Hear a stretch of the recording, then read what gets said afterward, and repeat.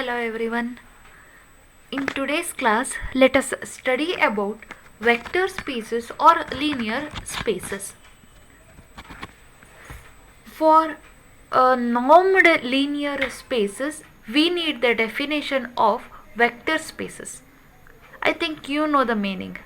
The vector space, we call a vector space as a linear space also, over a field capital F is a set capital X with the operation called a vector addition defined on x cross x to x given by the order pair x comma y to x plus y, and an operation called scalar multiplication defined on f cross x to capital X given by the order pair x comma alpha to alpha x as satisfying the following conditions.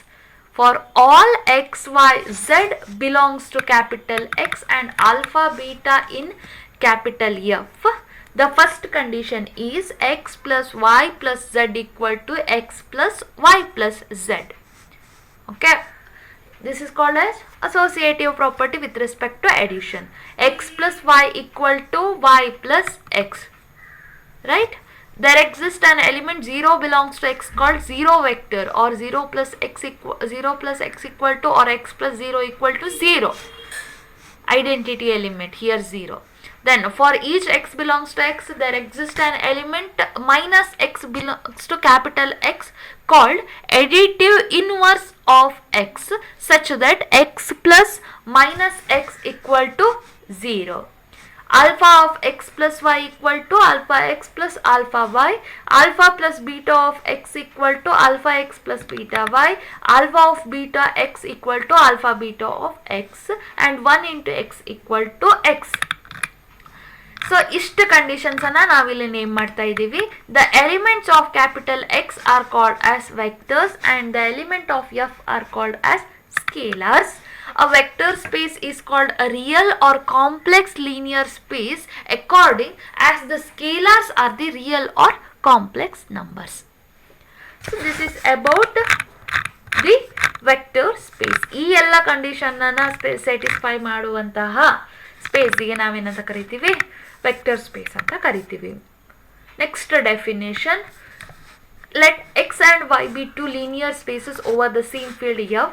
A mapping T from x to y is said to be linear if it is satisfies T of x plus y equal to T of x plus T of y for all x y belongs to x. T of alpha x equal to alpha of T of x. Here alpha of ಅಂತಂದ್ರೆ ಇಲ್ಲಿ ಎಲ್ಲ ನಾವು multiply ಇದೆ ಅಂತ ಅರ್ಥ. Okay. For all x belongs to capital X and for every alpha belongs to F, the transformation T preserves vector space addition and scalar multiplication. ನಿಮಗೆ ಸ್ಕೇಲರ್ಸ್ ಅಂತಂದ್ರೆ ಏನು ಮತ್ತು ವೆಕ್ಟರ್ಸ್ ಅಂತಂದ್ರೆ ಏನು ಅಂತ ಗೊತ್ತಿದೆ. ನಾವು ಇಲ್ಲಿ ಯೂಶ್ವಲಿ ಯಾಕೆ ಹೇಳಬೇಕು ಅಂತಂದ್ರೆ ಈ ಆಲ್ಫಾ ಬೀಟಾ ಈ ಥರದ್ದೆಲ್ಲ ಏನು ನಾವು ರಿಯಲ್ ನಂಬರ್ಸನ್ನು ಮಲ್ಟಿಪ್ಲೈಡ್ ಮಾಡ್ಕೊಂಡು ತೊಗೊಂಡಿರ್ತೀವಲ್ವಾ, ದಟ್ ಬಿಲಾಂಗ್ಸ್ ಟು ಎಫ್, ಅದನ್ನು ನಾವೇನಂತ ಕರಿತೀವಿ? ಸ್ಕ್ವೇಲರ್ಸ್ ಅಂತ ಕರಿತೀವಿ. ಈಗ ಇದು ಎರಡೂ ಕಂಡೀಷನ್ಸ್ ಅನ್ನು ನಾವು ಡೈರೆಕ್ಟ್ ಆಗಿ ಯೂಸ್ ಮಾಡೋದಿದ್ರೆ T of alpha x plus beta y equal to alpha T of x plus beta T of y ಅಂತ ನಮಗೆ ಸಿಗುತ್ತೆ ಅಲ್ವಾ? ಓಕೆ. ಸೊ ಇದು ಈಗ ಸಪೋಸ್ ನೀವು ಆಲ್ಫಾವನ್ನು 0 ಅಂತ ಸಬ್ಸ್ಟಿಟ್ಯೂಟ್ ಮಾಡಿದ್ರೆ ಟಿ ಆಫ್ 0 ಈಕ್ವಲ್ ಟು 0 ಅಂತ ಬರುತ್ತೆ. 0 vector always goes to the 0 vector ಅಂತ ನಾವು ಇಲ್ಲಿ ಕರಿತೀವಿ. Okay. Next definition, isomorphism definition. As you know, x, y be linear spaces over the field F ಇತ್ತು ಅಂತ ಅನ್ಕೊಳ್ಳಿ. 1-to-1 linear mapping on x to y is called as an isomorphic on x into y. If such isomorphism exists, then x and y are said to be isomorphic. Okay, 1-to-1 linear mapping ಅಂತ ಹೇಳ್ತೀವಿ ನಾವೇ ಇಲ್ಲಿ. Next ನಮಗೆ ಇಲ್ಲಿ important ಆಗಿ ನಮಗೆ ಕೇಳುವಂಥದ್ದು ಅಂತಂದರೆ normed linear space. Okay. First let us go for the definition. Normed, ನೀವು ನಾರ್ಮನ್ನು ನೀವು ಈ ಥರ 2 ಬಾರ್ಸ್ ಮಧ್ಯದಲ್ಲಿ ಸ್ವಲ್ಪ ಗ್ಯಾಪ್ ಬಿಟ್ಟು ಬರಿತೀವಿ. ಎನ್ ಅದು ಕಾಂಪ್ಲೆಕ್ಸ್ ಇರ್ಬೋದು ಅಥವಾ ರಿಯಲ್ ಲೀನಿಯರ್ ಸ್ಪೇಸ್ ಆಗಿರ್ಬೋದು. A norm on capital N is a function that this norm ಅಂತ ಕರೆಯೋದು ಇದನ್ನ. Norm from N to R such that for all xy belongs to this real number or complex number and all alpha belongs to again complex ಇತ್ತು ಅಂತಂದ್ರೆ complex, real ಇತ್ತು ಅಂತಂದ್ರೆ real ಗೆ 3 conditions satisfy ಮಾಡಬೇಕು. First condition is norm of x greater than or equal to 0 and norm x equal to 0 if and only if x equal to 0.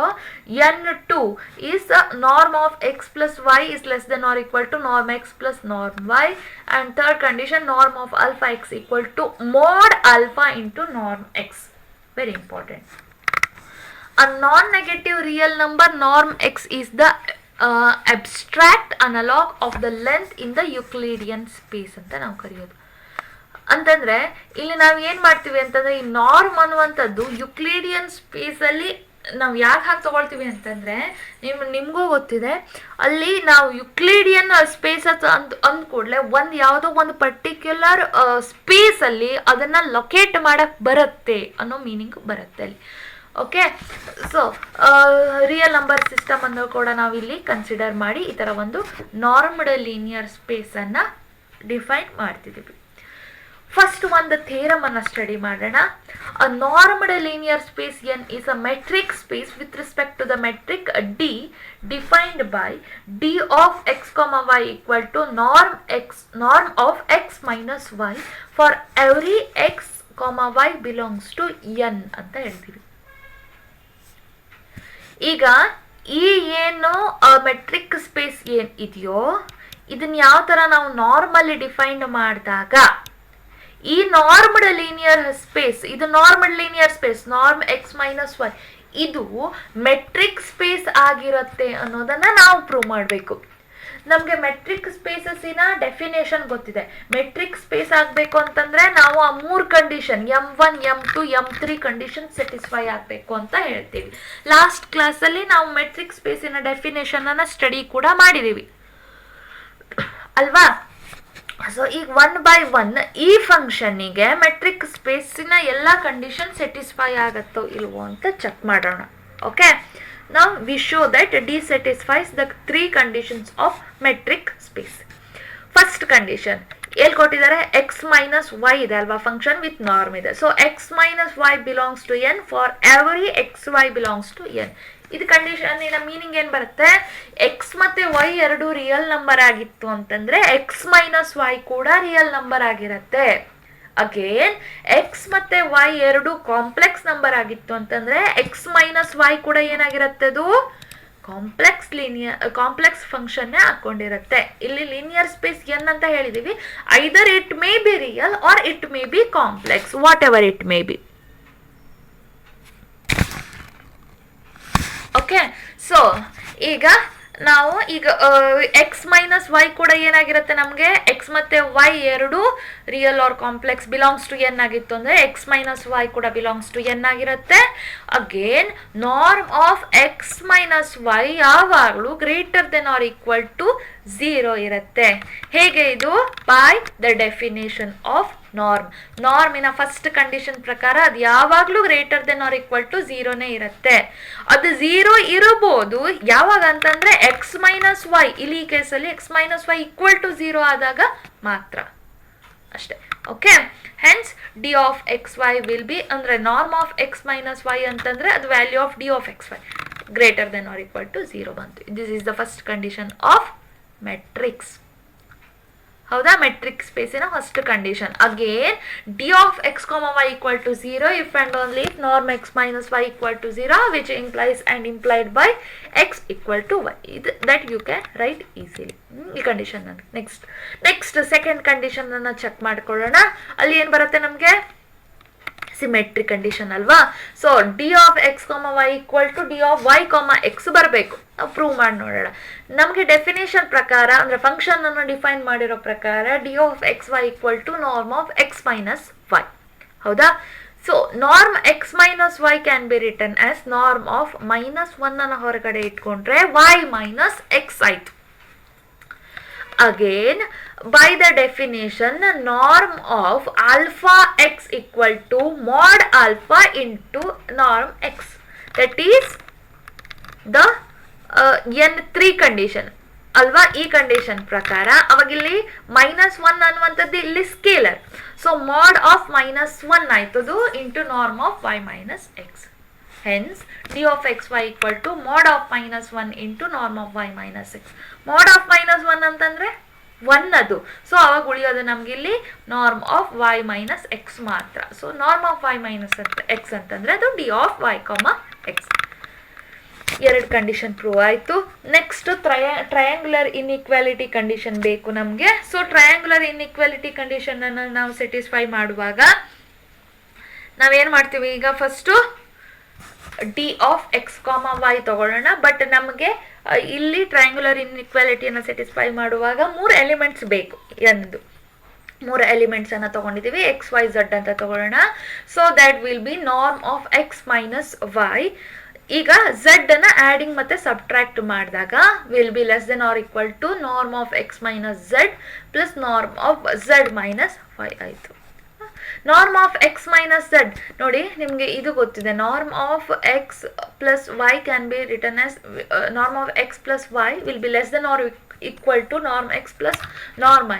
ಅದು ಯಾವ condition ಹೇಳಿ, ನಮ್ಗೆ ಇಲ್ಲಿ ಸಿಗುವಂತಹ second condition n2 condition. n2 condition ಪ್ರಕಾರ ನಾವು ಇದನ್ನ ಇಲ್ಲಿ ಸಪ್ರೇಟ್ ಕೂಡ ಮಾಡಿದ್ದೀವಿ. ಓಕೆ, ಇದನ್ನ ಒಂದು ಗ್ರೂಪ್ ಮಾಡಿದ್ದೀವಿ, ಇದನ್ನ ಒಂದು ಗ್ರೂಪ್ ಮಾಡಿದ್ದೀವಿ ಅಷ್ಟೇ. Norm of x minus z plus norm of z minus y. Norm of x minus z ಅಂತಂದ್ರೆ d of x z. Norm of z minus y ಅಂತಂದ್ರೆ d of z y. So we can write d of x plus y will be less than or equal to d of x comma z plus d of z comma y. These three are the conditions of a metric space. Therefore, D is a metric on norm. Am I clear? If you have any doubts, you can text me. Here we have one note. ಈ metric ಏನಿದೆಯೋ ಅದಕ್ಕೆ ಇನ್ನೊಂದಷ್ಟು ಪ್ರಾಪರ್ಟೀಸನ್ನು ನಾವು add ಮಾಡ್ಬೋದು. For any 3 elements of n x y z alpha ಒಂದು ಸ್ಕೇಲಾರನ್ನು ತೊಗೊಂಡಿದ್ದೀವಿ ಅಂದರೆ d of x plus z y plus z will be equal to d of x y ಆಗುತ್ತೆ. ಇದನ್ನ ಟ್ರಾನ್ಸ್ಲೇಷನ್ ಇನ್ವೇರಿಯನ್ಸ್ ಪ್ರಾಪರ್ಟಿ ಅಂತ ನಾವು ಇಲ್ಲಿ ಕರೆಯೋದು. ಆಮೇಲೆ d of alpha x alpha y ಅನ್ನು ನಾವೇನು ಬರಿಬೋದು, mod alpha into d of x y. ಆಲ್ಫಾವನ್ನು ಹೊರಗೆ ತೆಕ್ಕೋಬೋದು ವಿತ್ ಮಾಡ್ಯುಲಸ್ ಅಂತ ಹೇಳ್ತೀವಿ. ಸೊ ಈಗ ಈ ಒಂದು 2 ಪ್ರಾಪರ್ಟಿಯನ್ನು ಕೂಡ ನಾವು ಇಲ್ಲಿ ಮೆನ್ಷನ್ ಮಾಡ್ತಾ ಇದ್ದೀವಿ. Next we have one definition. Linear ಸ್ಪೇಸನ್ನು ಕನ್ಸಿಡರ್ ಮಾಡ್ಕೊಂಡಿದ್ದೀವಿ. ನಾರ್ಮ್ಡ್ ಲೀನಿಯರ್ ಸ್ಪೇಸ್ ಇದೆ. ಈಗ ಸೀಕ್ವೆನ್ಸ್, ನೀವು ಸೀಕ್ವೆನ್ಸನ್ನು ಈ ಥರ ಬ್ರ್ಯಾಕೆಟಲ್ಲಿ ಯೂಸ್ ಮಾಡ್ಬೋದು. ಆ್ಯಂಗಲ್ ಬ್ರ್ಯಾಕೆಟ್ ಮಧ್ಯದಲ್ಲಿ ಬೇಕಾದ್ರೂ ಬರೀರಿ, ಫ್ಲವರ್ ಬ್ರ್ಯಾಕೆಟಲ್ಲಿ ಬರೀರಿ. ನನಗೆ ಇದು ಕನ್ವೀನಿಯೆಂಟ್ ಆಗುತ್ತೆ ಅಂತ ನಾನು ಇದು ಬರ್ತಿದ್ದೀನಿ. ನಿಮಗೆ ಯಾವುದು ನೆನ್ಪಿಟ್ಕೊಳ್ಳಿಕ್ಕೆ ಈಸಿ ಆಗುತ್ತಾ ನೀವು ಅದನ್ನು ನೊಟೇಷನನ್ನು ಯೂಸ್ ಮಾಡ್ಕೋಬೋದು. So this sequence in N is said to be convergent sequence on this normed linear space. Okay, converge to an element x in capital N if, same definition, for any epsilon greater than 0 there exists a positive integer n naught such that this norm xn minus this convergent element x will be less than epsilon for all n greater than or equal to n naught. Same definition, but ನಾವು ನಾರ್ಮ್ಡ್ linear norm ಒಂದು ನೊಟೇಷನಲ್ಲಿ use ಮಾಡಿಕೊಂಡು ಬರ್ಕೊಂಡು define ಮಾಡ್ಕೋತೀವಿ ಅಷ್ಟೇ. ಅಲ್ಲಿ modulus ಬರೋದ್ರ ಬದಲು ನಮ್ಗೆ ಇಲ್ಲಿ ಏನು ಬಂದಿದೆ ಅಂದರೆ ನಾರ್ಮ್ಡ್ ಬಂದಿದೆ. Okay, we denote this by limit xn as n tending to infinity equal to x. Same definition. It follows from the definition that xn tending to x if and only if norm of xn minus x tending to 0 as n tending to infinity. ನೋಡಿ, ನೀವು ಇಲ್ಲಿಂದ ಬೇಕಾದ್ರೆ ದಿಲ್ಲಿವರೆಗೆ ಹೋಗಿ ಎಲ್ಲಿ ಹೋದರೂ ಸಹ convergent ಸೀಕ್ವೆನ್ಸಿನ definition, ಲಿಮಿಟಿನ definition ಅದನ್ನು ಬೇರೆ ಬೇರೆ ಫಾರ್ಮೆಟಲ್ಲಿ ಹೇಳ್ಬೋದು. ಬಿಟ್ಟರೆ ಅದರದ್ದು ಏನು ಫಂಕ್ಷನಾಲಿಟಿ ಅಥವಾ ಅದನ್ನು ಅರ್ಥ ಮಾಡ್ಕೊಳ್ಳೋದು, ಅಂಡರ್ಸ್ಟ್ಯಾಂಡಿಂಗ್ ಏನಿರುತ್ತೋ ಅದೆಲ್ಲ ಸೇಮೇ ಇರುತ್ತೆ, ಎಲ್ಲೂ ಏನು ಚೇಂಜಸ್ ಆಗೋದಿಲ್ಲ. ಓಕೆ, ಇಲ್ಲೊಂದು ಥೇರಮ್ ಇದೆ, ಸಿಂಪಲ್ ಥೇರಮ್. ಇದೊಂದು ಎನ್ ಅನ್ನುವಂಥದ್ದು ನಾರ್ಮ್ಡ್ ಲೀನಿಯರ್ ಸ್ಪೇಸ್ ಆಗಿತ್ತಂದರೆ modulus of norm x minus norm y will be less than or equal to norm of x minus y for all xy belongs to n ಅಂತ ಹೇಳಿದೀವಿ. So ಇದನ್ನ prove ಮಾಡೋಕ್ಕೆ first norm ಎಕ್ಸಿನ ವ್ಯಾಲ್ಯೂನ find out ಮಾಡ್ಕೊಳ್ಳೋಣ. Norm ಎಕ್ಸನ್ನು ನಾವು ಇದಕ್ಕೆ adding and subtracting by y ಮಾಡಿದ್ರೆ ಇದು norm of x plus y ಮತ್ತು ವೈ ಎರಡನ್ನ ಒಂದೊಂದು ಟರ್ಮ್ ಆಗಿ ಸಪ್ರೇಟ್ ಮಾಡ್ಕೊಳ್ಳಿ. Norm of x minus y ಒಂದು ಮಾಡ್ಕೊಳ್ಳಿ, ನಾರ್ಮ್ ವೈ ಅನ್ನು ಒಂದು ಮಾಡ್ಕೊಳ್ಳಿ. ಸೊ ಅವಾಗ ಇದನ್ನು ಸಪ್ರೇಟ್ ಮಾಡಿದ್ರೆ ಇದು less than or equal to ಬರುತ್ತೆ ನಮಗೆ ಕಂಡೀಷನ್ ಪ್ರಕಾರ. So less than or equal to norm of x minus y plus norm y ಆಯಿತು. ಇದು ಹೇಗೆ ಹೇಳಿ? ಬೈ ದ ಕಂಡೀಷನ್ ಎನ್ ಟೂನ ಎಸ್. ಸೊ ಈ ಥರ ಈ ಒಂದು ಪ್ರಾಪರ್ಟಿಯಲ್ಲಿ ನಾವು ಅದನ್ನು ಏನು ಮಾಡ್ಬೋದು, ಸಪ್ರೇಟ್ ಕೂಡ ಮಾಡ್ಕೊಳ್ಬೋದು. ಈ ಥರ ನಾವು ಇದನ್ನು ಸಪ್ರೇಟ್ ಮಾಡಿಕೊಂಡ್ರೆ less than or equal to, so norm x ಈ ನಾರ್ಮ್ ವೈ ಅನ್ನು ಈ ಕಡೆ ತೊಗೊಬಂದರೆ minus norm y less than or equal to norm of x minus y ಬಂತು. ಇದು ಒಂದು ಕಂಡೀಷನ್, ದಟ್ ಈಸ್ ಸಾಕೋದು. ಈಗ ಮೈನಸ್ ಆಫ್ ದಿಸ್ ಅನ್ನು ಕನ್ಸಿಡರ್ ಮಾಡ್ಕೊಳ್ಳೋಣ. Okay, minus of norm of x minus norm of y ಇದನ್ನು ಕನ್ಸಿಡರ್ ಮಾಡಿಕೊಂಡ್ರೆ ಈಗ ಮೈನಸನ್ನು ಒಳಗೆ ತಗೊಳ್ಳಿ, ಮೈನಸ್ ಆಫ್ ನಾರ್ಮ್ ಎಕ್ಸ್ ಆಯಿತು, ಇದು minus of minus plus norm y ಬಂತು. So norm y minus norm x ಅಂತ ಬರ್ಕೊಳ್ಳೋಣ. ಈಗ ಇದನ್ನ ನೀವು ಕ್ಲಬ್ ಮಾಡಿದ್ರೆ will be less than or equal to norm of y minus x ಬಂತು. ಓಕೆ, ಸೊ ಈಗ ಏನಾಯಿತು, norm of y minus x equal to ಇದನ್ನು ಸಿಂಪ್ಲಿಫೈ ಮಾಡಿದಾಗ -1 ಹೊರಗಡೆ ಇಟ್ಕೊಳ್ಳಿ, ಎಕ್ಸ್ ಮೈನಸ್ ವೈ ಆಯಿತು. Mod of -1 into norm of x minus y ಉಳಿತು ಇಲ್ಲಿ. So minus of norm x minus norm y will be less than or equal to, ಇದು modulus of -1 ಅಂತಂದರೆ ಅದು 1 ಅದು. So norm of x minus y ಉಳಿತು. Minus of this ಹಾಕಿದಾಗಲೂ less than or equal to norm of x minus y ಬಂದಿದೆ. ಇಲ್ಲಿ norm of x minus y is less than or equal to norm of x minus y ಬಂದಿದೆ. ಇದು ಎರಡಕ್ಕೂ same inequality ಬಂದಿರೋದಕ್ಕೆ ನಾವು ಏನಂತ ಬರಿಬೋದು, ಈಗ ಇಲ್ಲಿ ಮೈನಸ್ ತಗೊಂಡಿದ್ದೀವಿ, ಇಲ್ಲಿ ನಮಗೆ ಮೈನಸ್ ತಗೊಂಡಿಲ್ಲ ನಾವು, ಪ್ಲಸ್ ಹಾಗೆ ಇದೆ ಅದು. ಅವಾಗ ಈ ಇಕ್ವೇಷನ್ನು ಮತ್ತು ಈ ಇಕ್ವೇಷನ್ ಎರಡೂದನ್ನು ಕಂಪೈನ್ ಮಾಡಿದಾಗ ನಮ್ಗೇನು ಸಿಗುತ್ತೆ ಅಂದರೆ ಇದು ಎರಡೂದಕ್ಕೂ ಮಾಡ್ಯುಲಸ್ ಅನ್ನು ಅಪ್ಲೈ ಮಾಡಿದಾಗ ಅಂದರೆ ಎರಡಕ್ಕೂ ನಮಗೆ less than or equal to norm of x minus ವೈನೇ ಬರುತ್ತೆ ಅನ್ನೋ ಕನ್ಕ್ಲೂಷನ್ ಸಿಗುತ್ತೆ. Okay, this is the theorem. Simple theorem ಆಗಿತ್ತು ಇದು. ನೀವು ಇದನ್ನು ನೋಡಿಕೊಂಡು ಅರ್ಥ ಆರಾಮಾಗಿ ಮಾಡ್ಕೋಬೋದು. ಯಾವ್ದಾದ್ರು ಡೌಟ್ ಇದ್ದರೆ ಕೇಳ್ಕೊಳ್ಳಿ. Okay, let us continue in the next class.